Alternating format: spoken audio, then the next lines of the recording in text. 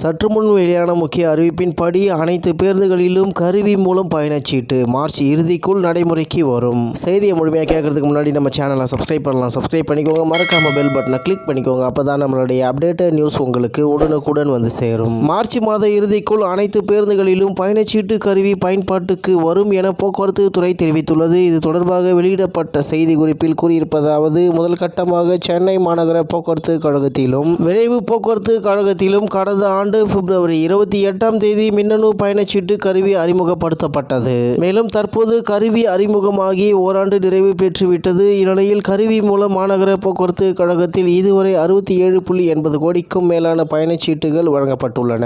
இதில் 15.18 லட்சத்துக்கும் மேற்பட்ட பயணச்சீட்டுகள் டிஜிட்டல் பரிவர்த்தனையில் கீழ் வழங்கப்பட்டுள்ளன. விரைவு பேருந்துகளில் வழங்கப்பட்ட 1.60 கோடிக்கும் மேலான பயணச்சீட்டுகளில் 1.5 லட்சத்துக்கும் மேற்பட்ட பயணச்சீட்டுகள் டிஜிட்டல் பரிவர்த்தனை மூலமாக வழங்கப்பட்டுள்ளது. மேலும் விழுப்புரம், கும்பகோணம் கோட்டங்களில் முழுமையாக பயணச்சீட்டு கருவி அமலில் உள்ளது. மேலும் சேலம், கோவை, மதுரை, திருநெல்வேலி கோட்டங்களில் முழுமையாக மார்ச் மாத இறுதிக்குள் மின்னணு பயணச்சீட்டு கருவி பயன்பாட்டுக்கு வரும் என்று தகவல் வெளியாகி உள்ளது. இந்நிலையில் இம்மாத இறுதிக்குள் அனைத்து பேருந்துகளிலும் பயணச்சீட்டு கருவி பயன்பாட்டுக்கு வரும் என போக்குவரத்து துறை தெரிவித்துள்ளது. இது தொடர்பாக வெளியிடப்பட்ட செய்தி குறிப்பில் முதல் கட்டமாக சென்னை மாநகர போக்குவரத்து கழகத்திலும் விரைவு போக்குவரத்து கழகத்திலும் கடந்த ஆண்டு பிப்ரவரி 28ஆம் தேதி மின்னணு பயணச்சீட்டு கருவி அறிமுகப்படுத்தப்பட்டது. தற்போது கருவி அறிமுகமாகிய ஓராண்டு நிறைவு பெற்றுவிட்டது. இந்நிலையில் கருவி மூலம் மாநகர போக்குவரத்து கழகத்தில் இதுவரை 67.80 கோடிக்கும் மேலான பயணச்சீட்டுகள் வழங்கப்பட்டுள்ளன.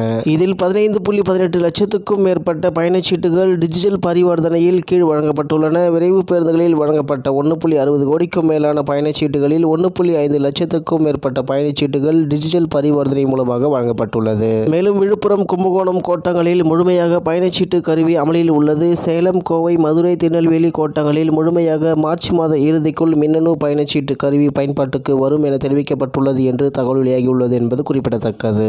இத்துடன் இன்றைய முக்கிய செய்தி நிறைவு பெறுகிறது. மேலும் இதுபோன்ற செய்திகளை உடனுக்குடன் தெரிந்து கொள்ள ஆர்கே நியூஸ் தமிழ்நாடு சேனலுடன் இணைந்திருங்கள். நன்றி, வணக்கம்.